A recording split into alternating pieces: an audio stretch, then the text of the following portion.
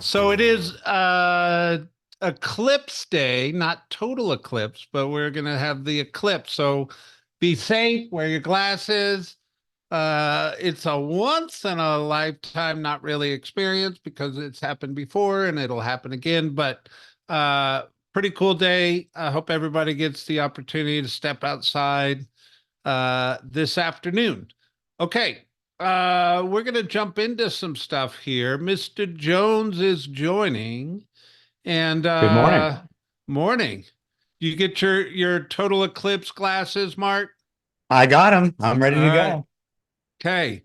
Well, a couple things. One, if you did not get a chance to watch the Unlocking the Commission Code video live stream we did last week, I would highly encourage you to go back and watch it. I just put the link in the chat.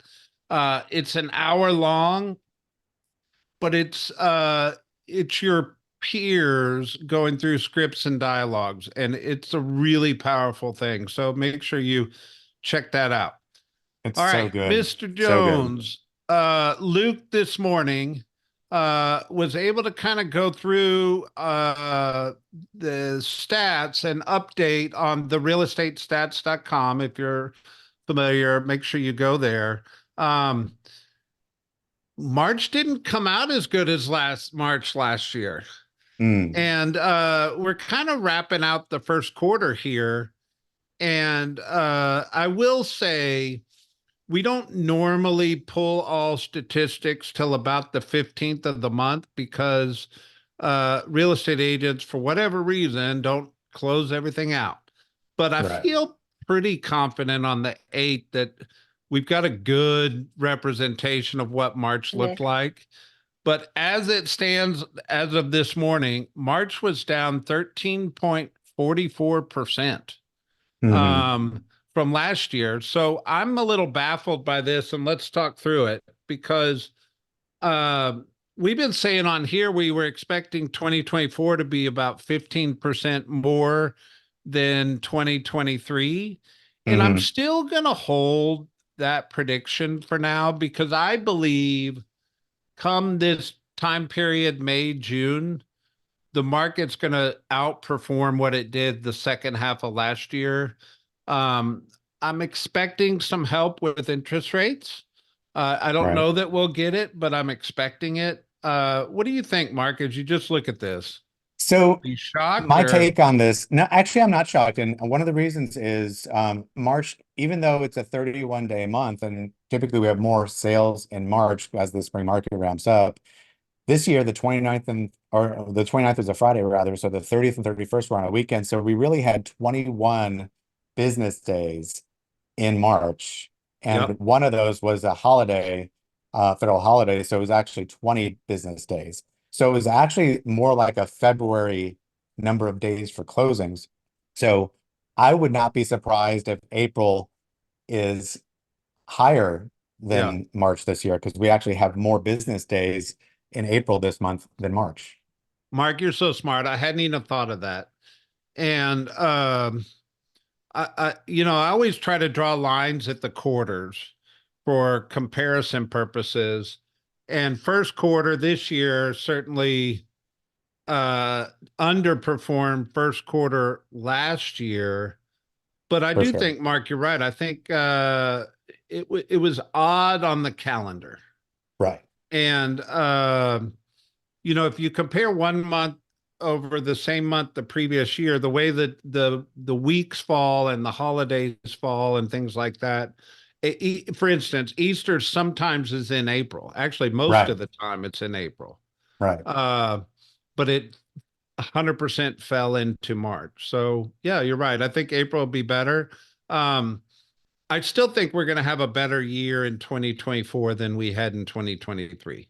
It I do just is not too. encouraging at the moment, but let's hold that thought process. Yeah, the activity I'm seeing and feeling and hearing from agents indicates that we're moving in a positive direction. So this is a lag measure. I'm looking forward. I think it's going to be stronger. Yeah, for sure. And if you took March out of the equation, we were neutral January and February. January was slightly up, February was slightly down. That created a neutral trend. So Right. hopefully April neutral us out, or at least take us a little bit higher. Most people I'm talking to, and their April looks really good. Yep. Agreed. Yeah. All right. The other thing I wanted to kind of run through is we get an enormous amount of questions around pricing. Mm, And everybody wants to predict pricing or know what's going to happen to pricing. And I'm going to shrink this down a little bit here. Um, so prices don't go in straight lines. You've heard us talk. Let me just pull in. Let's just go Greater Atlanta for a minute. Um, the highest sales price is always in the summer, and then it tapers off to the winter time, and then it goes back higher in the summer. And you see that in this chart. So January 2021 was 310. June 2021 was 370. Then it went down to 356. Then it went up to pandemic, right? But we peaked at 432 in May 2022 or June. Yeah, 432 in June 2022.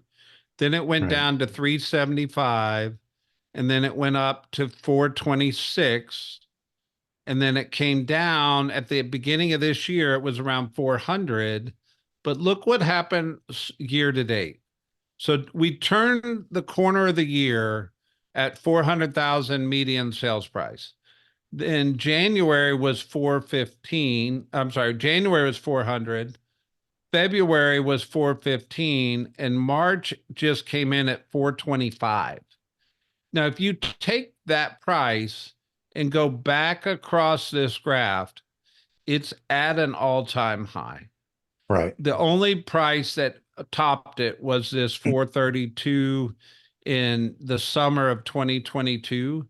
But that's super encouraging around real estate values.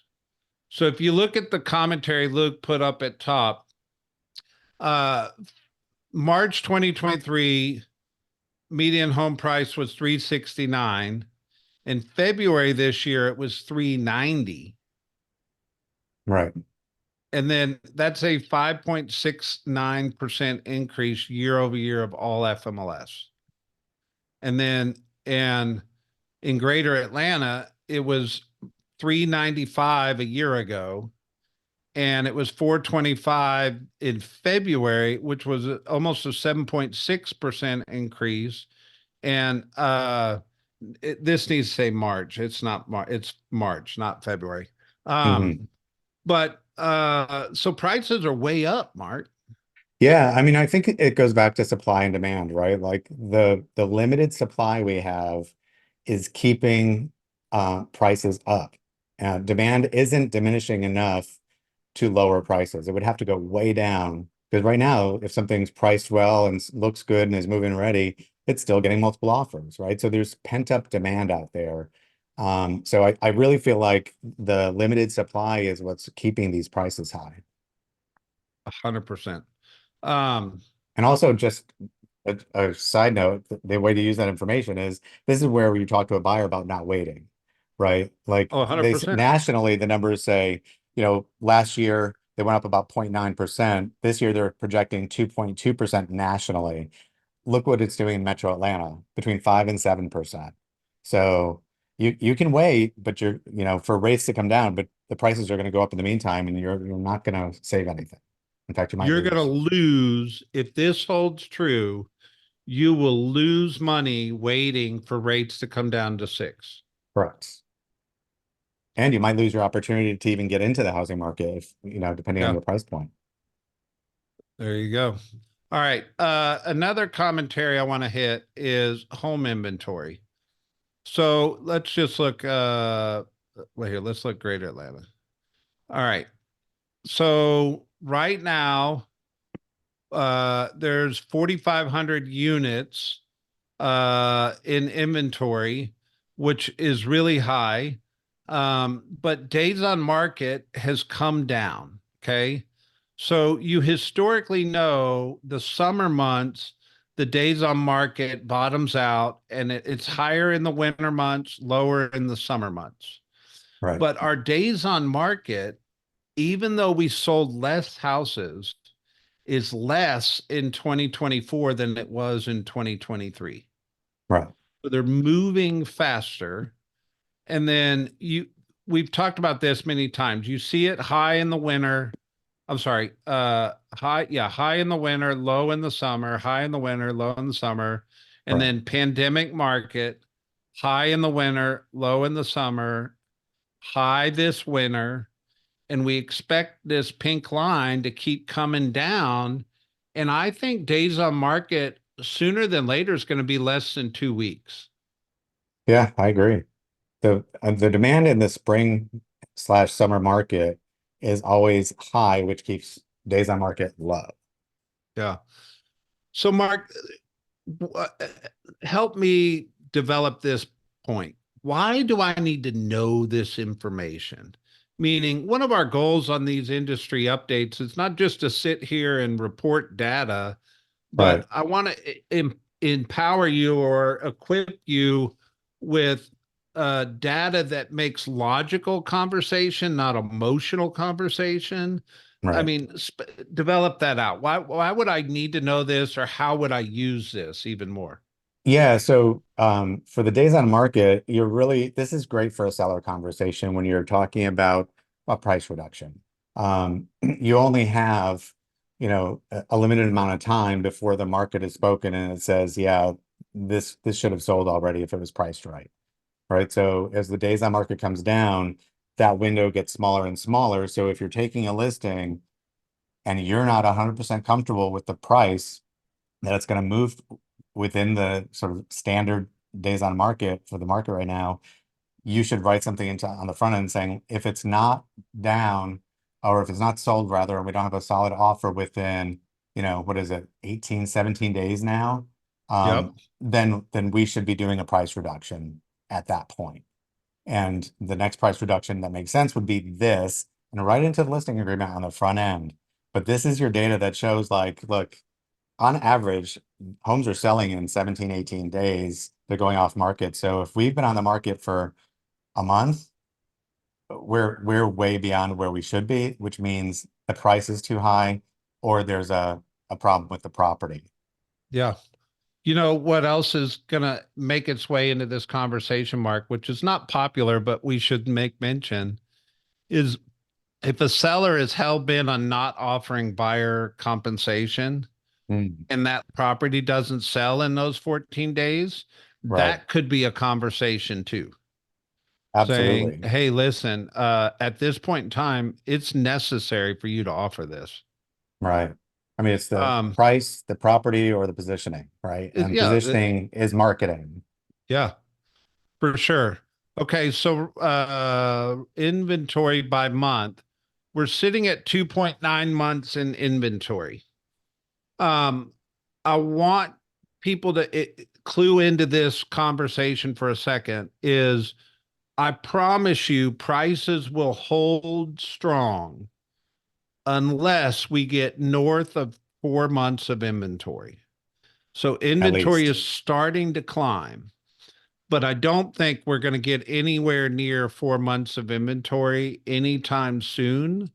But I want you to be hearing me say that because at some point in time, in the future, what was Gary Keller say? If you just keep predicting something, at some point in time, it'll hold true. You're right. At Yep. some point in time, we will go north of 4 months. Right. And I need you to be in tune with that number.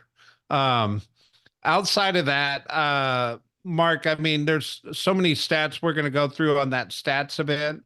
If you just click the stats event on the realestatestats.com, this is our next event. It's April 14th. I'm sorry, April 18th from 1 to 3. Make sure you get a ticket. These usually sell out. It looks like right now there's 128, so I don't think everybody's gone and bought their ticket, but I would highly encourage you to go ahead and do that because we're going to go deep into the Well, stats and a lot of things on that day. and it's never been more important to know your numbers than it is right now, because this is part of having a value proposition, part of selling yourself as a professional is knowing your numbers, knowing what the market's doing, knowing your personal stats. Like this is super important for everyone right now. There you go. All right, well, let's just hit the numbers real quick. So inventory popped in Fulton County from 772 to 965, which is the highest it's been. So there's inventory out there to go buy. Mhm. 156 went under contract in the last 7 days. Really healthy number, especially with the holiday last weekend. Um, Pendings at 293, which is kind of holding around that 300 number. And then closings went from 235 last week to 333. I was very curious if we were going to pop in closings this week because of the way the holiday fell the week before. And it Exactly. sure looks like we popped. Yep. This Now, goes back to that, previous weeks, what we were talking about. 360. Yeah. So I feel encouraged by that. Yeah. And all those fell in April, by the way. So to your point, right? Right. Right. Um, all right, let's hit the cab. I wish the internet moved faster. I've said that my whole life. All right. All right. Oop. All right. Inventory into cab went from 425 to 537. That's 112 more properties on the market today than that were on the market a week ago. And that's Mhm. almost 25%. Yep. 87 active under contract. It's okay there. Pendings at 211, which is healthy. And then closings popped. Same conversation. We went from 132 a week ago to 169, which I feel encouraged by. If you look back at the first week of March, we were at 142 and 183. Uh, we're at 169. That feels good for the first week of April. And then Cobb County,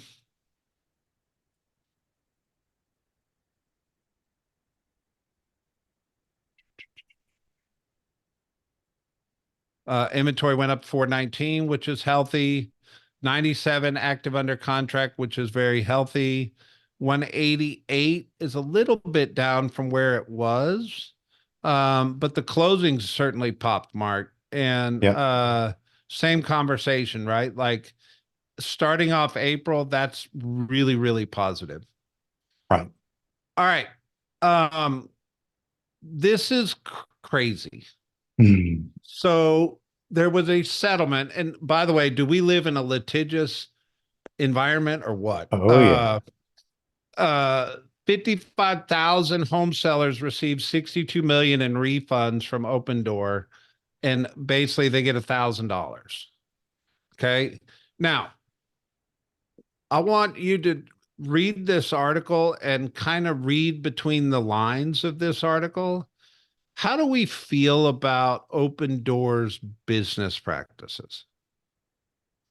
Now, if we're not emotional about it, meaning they're competition, they're the bad guy, I think you could make a logical argument, Mark, that this Mhm. settlement holds true, that it's not the best deal for sellers. Correct. There's a little deceptive trickery, maybe. I Right. don't Well, know, but it somebody agreed with that statement. and I think there's always a market for iBuyers, right? Like there's some homes, the lady with 17 cats, right? There are some people whose homes probably shouldn't go on the open market, and if they can get a slightly discounted price from market and be done with it, that's great. But the majority of the people that were buying into this were buying into it based on a lack of education around how much they could actually get for their home. And it's really relying on the ignorance of the public. So I think this is where it's incumbent upon us to share this article. I shared it on my social media today, to share this article and start educating people around what these iBuyers do, there's nothing wrong with it. It's just not the best deal for everyone. Just like being a for sale by owner doesn't work for most people. It doesn't net them the most money. There you go. Um, One talking point that we're going to hit real quick is around affordability. So if you just look at, let's see what they are today. Um, Mortgage rates, I think we're hovering right at 7%. Uh,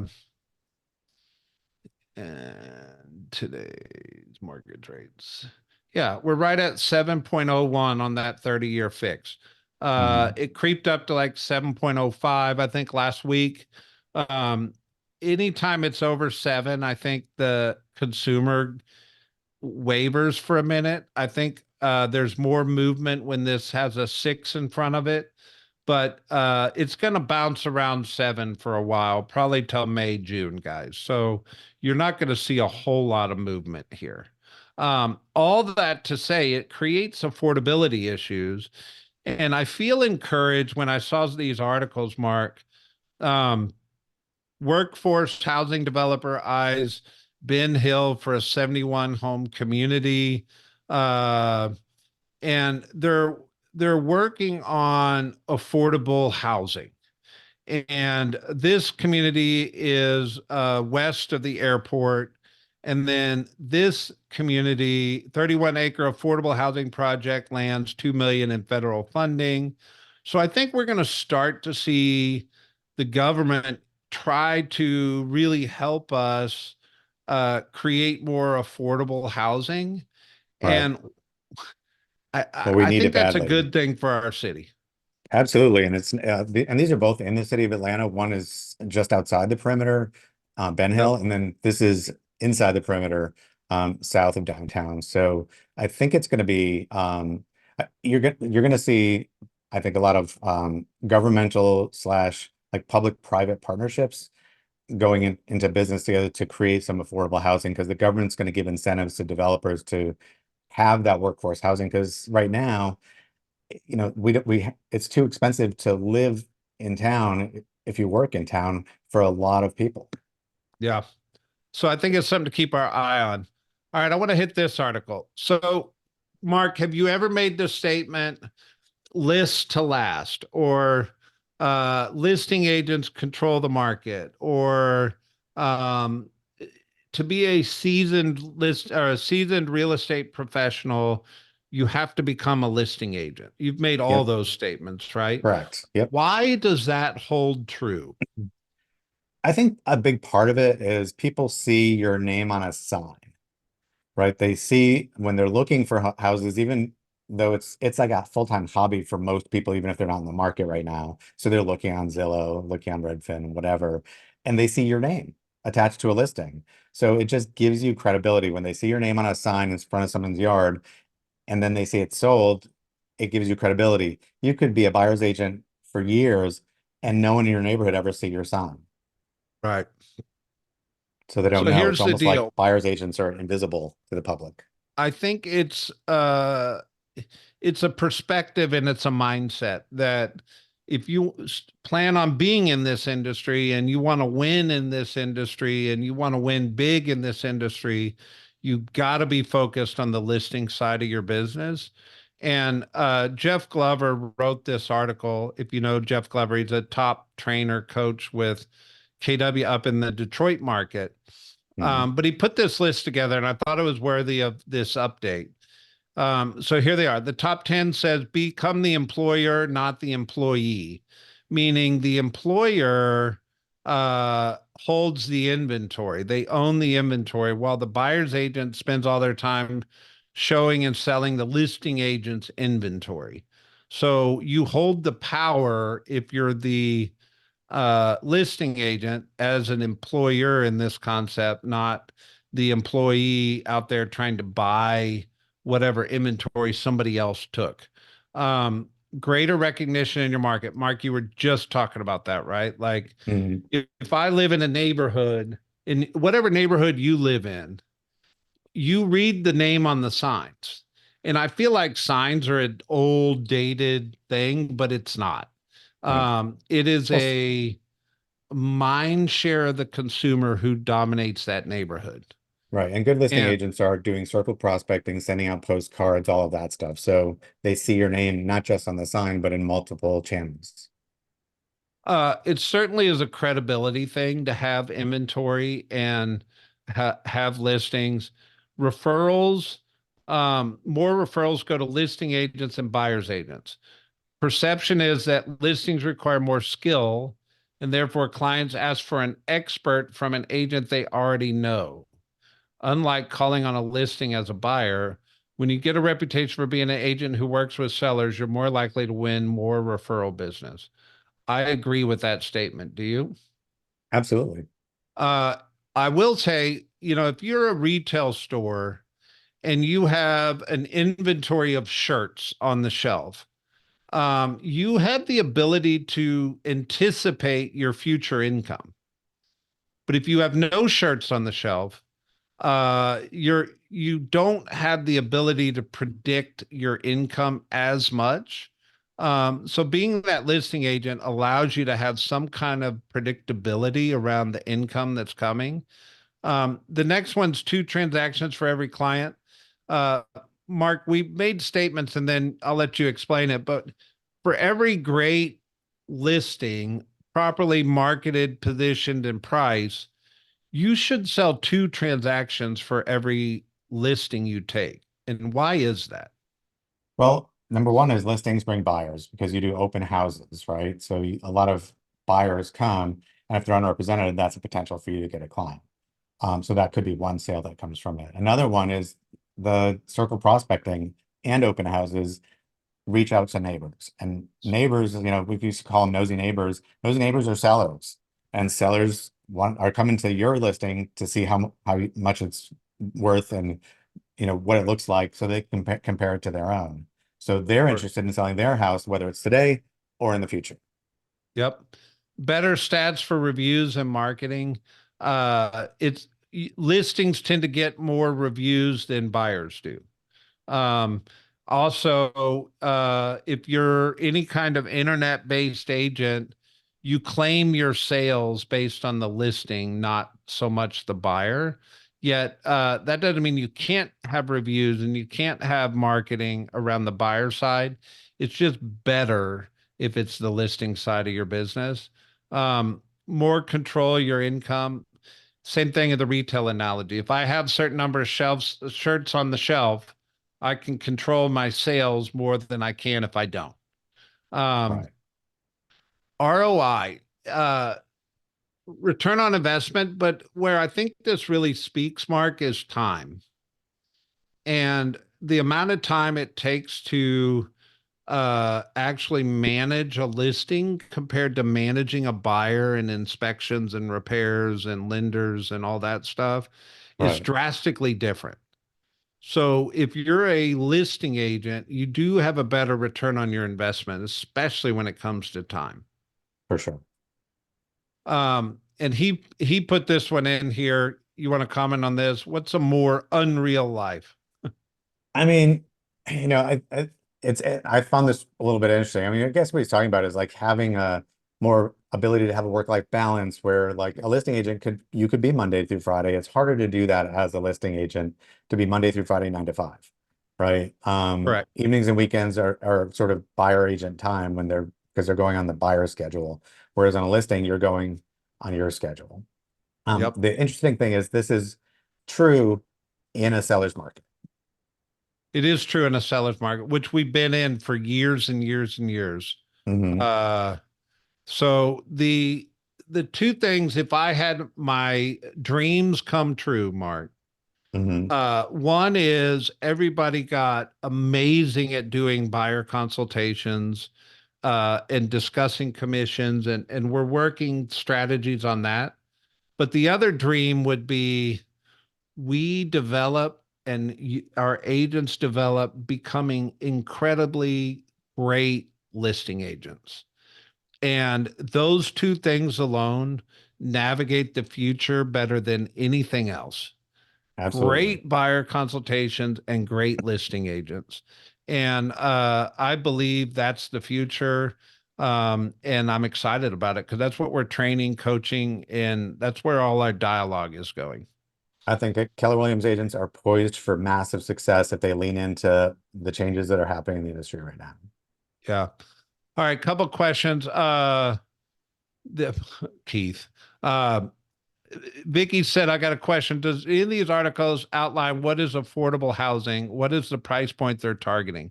So, Vicky, if we go back to that median price hitting 425, if you look at the relationship between that price house and the median income in the same demographic, the median income can't afford that price house right now.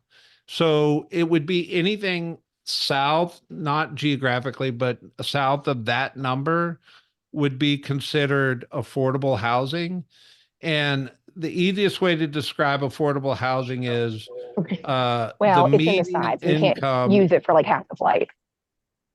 Do what, Katie? Thank- Oh, okay. Median income. What can the median income afford? And that's where they kind of describe affordability.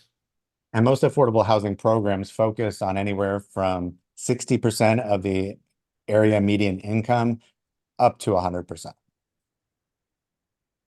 There you go. I'm going to post these articles in the chat. Mark, I'm going to give you the last word. Uh, just that last article sort of reminds me of something that I talk about all the time, and I'm starting to have that conversation more and more, which is every listing should bring you business, but every buyer should bring you business too. So every time you have a client, you should be asking, how can I leverage this to get more business? And a lot of it may be social media, it may be circle prospecting, it may be open houses, but every piece of business you have is leveraged to get more business. So ask yourself, what am I doing to use this business to get more business? There you go. All right, guys. Happy Monday. Don't burn your eyes on the eclipse. Wear glasses. Wear your glasses. Bye. Bye.